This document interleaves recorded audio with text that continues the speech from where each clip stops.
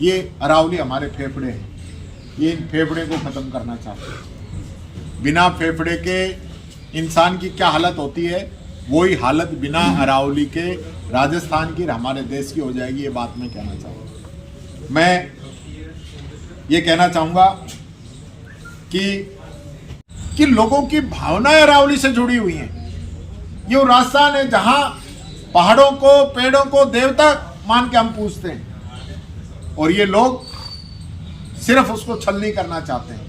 यहाँ की प्राकृतिक जो संपदाएं हैं उनको लुटाना चाहते हैं।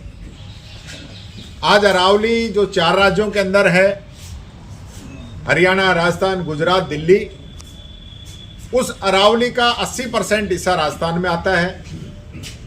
और उस 80% में से अगर हम राजस्थान की बात करें तो राजस्थान में जो अरावली का 100% हिस्सा है, उसमें से 90% हिस्सा इस एक ऑर्डर से अरावली से बाहर हो जाएगा।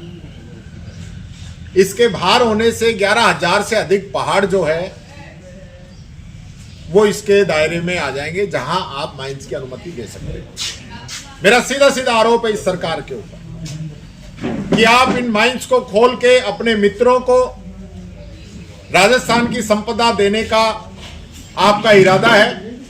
आप अपने पार्टी वर्करों को और बड़े बड़े उद्योगपति मित्रों को आप ये माइंस से देंगे, और उनकी कमाई कराना आपका उद्देश्य है, न कि राजस्थान की जनता का जिंदा रहना कैसे हो, ये आपकी प्रायोरिटी नहीं है।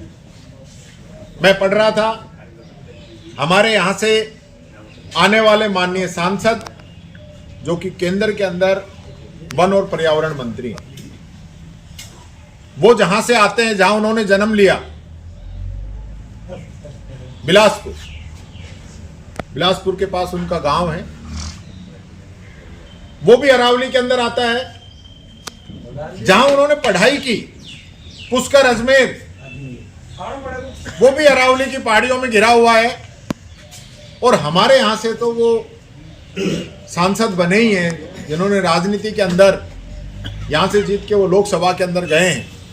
वो पूरा क्षेत्र जहां भर्तरी बाबा इस अरावली की गोद के अंदर है, जहां ऐतिहासिक पांडुपोल हनुमान जी का मंदिर इस अरावली की गोद के अंदर है, जहां करणी माता का मंदिर इन अरावली की गोद के अंदर है, और इसी प्रकार से हजारों मंदिर अलवर के अंदर, नीलकंठ महादेव हो, सारे इन अरावली की गोद के अंदर बसे हुए हैं। मैं आज एक इंटरव्यू में पढ़ा तो आपने कहा कि 2010 का जो कांग्रेस का निर्णय था उसके आधार पे हम इसको 100 मीटर से कम का जो निर्णय करा रहे हैं। मैं एक बात क्लियर कराना चाहूंगा, ये मामला आज का नहीं है। ये सबसे पहले इश्यू आया 1992 के अंदर, जब माननीय सुप्रीम कोर्ट के निर्देश आए थे। MOEF का एक नोटिफिकेशन जारी हुआ था जिससे अरावली पे पूरा प्रतिबंध लगाया था, लेकिन उस समय परिस्थिति ऐसी नहीं थी। तत्कालीन मुख्यमंत्री भैरव सिंह जी शेखावत साहब ने पूरे प्रदेश के अंदर अभियान भी चलाया, और उस समय की ज़रूरतों को देखते हुए इसको नहीं माना, और सरकार ने अपनी तरफ से उसको लीगलाइज किया और माइन से चलती रही। जहाँ से वो चुन के जाते हैं, जहाँ पले बढ़े हैं, जहाँ खेले हैं, उनके होते हुए अरावली का चीरहरण हो रहा है। अरावली जो पहाड़ हैं, रेगिस्तान को रोकते हैं, लू को रोकते हैं, वाटर रिचार्ज करते हैं। विशेषज्ञों ने यह माना है कि अगर अरावली नहीं होती तो रेगिस्तान जो है दिल्ली तक पहुंच चुका होता। तो इस चीज को लोग क्यों नहीं समझ रहे हैं? आज पर्यावरण के ऐसे खिलाफ कैसे हो सकते हैं? मोदी जी अभियान चला रहे हैं, एक पेड़ मां के नाम। तो एक पेड़ मां के नाम तो लगवा रहे हो, लाखों पेड़ किसके नाम कटवा रहे हो, ये भी बता दो।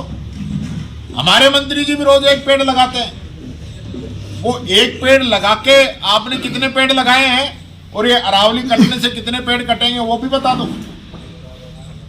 आप तो बचा ही दो, लगाने की तो बात छोड़ दीजिए। क्या हालत इन लोगों ने राजस्थान की कर दी है। 20 करोड़ पेड़ों का आंकड़ा कौन सी ऑडिट हुई है भाई? कौन सी एजेंसी से ऑडिट करवा के बता रहे हो 20 करोड़ लगा दिए? जो मर्जी जो, यानी मंत्री कह रहे हैं लगा दिया और मुख्यमंत्री कह रहे हैं हाँ खूब लगा दिए। वाह भाई वाह। कौन, कोई स्वतंत्र एजेंसी से जांच कराओ, कोई ऑडिट कराओ, तब पता चले। मैंने विधानसभा में पूछा था, जले हुए पेड़ों की संख्या 900, 800, 700। अरे भाई कहीं एक दो ऊपर नीचे भी हुआ होगा क्या? राउंड फिगर में ही चलता है सारा। उसका जवाब नहीं देंगे।